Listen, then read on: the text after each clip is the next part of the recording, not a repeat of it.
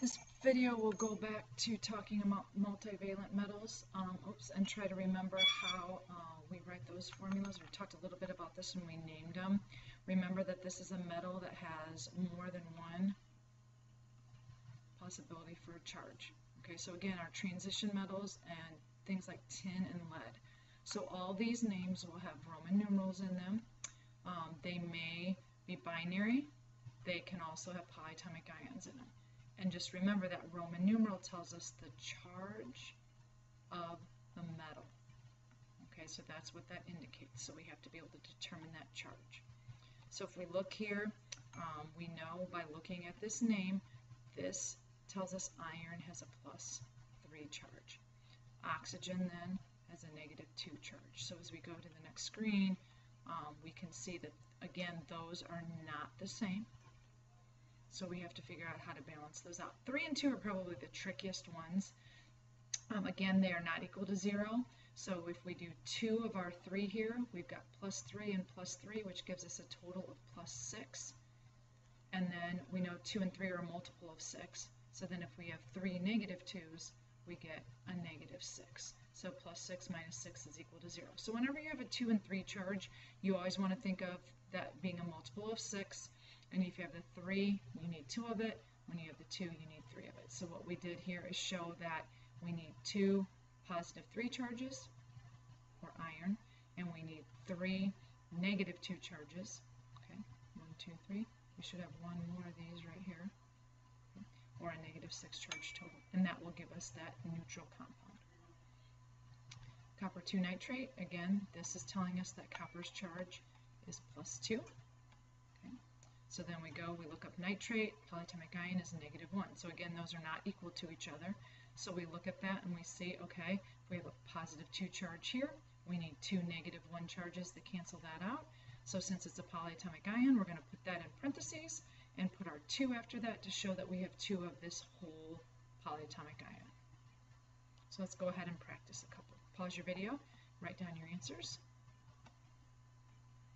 Okay, so here again we know iron is +2, nitrate is -1, so we needed 2 of this whole thing, right here. Copper is +1, chlorine is -1, so 1 of each. Lead here, this is a Roman numeral 4.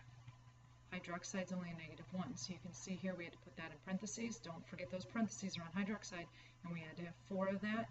Here, tin is +2 because of that Roman numeral. Oxygen is -2, so we need 1 of each. Okay, now we're going to move on to covalent compounds. These are the simplest, that's why we always do them last, but what you have to remember is binary covalent means that we have 2 nonmetals. Okay, 2 nonmetals. We have to, again, identify that before we write formulas and before we name these.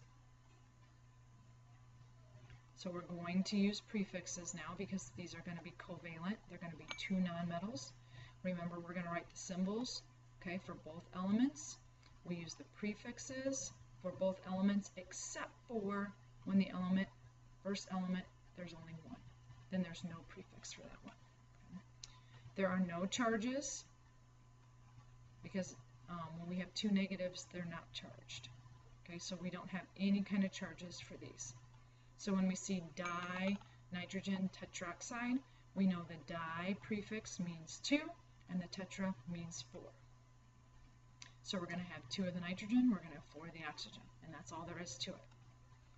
Silicon dioxide, no prefix means we have 1 of that.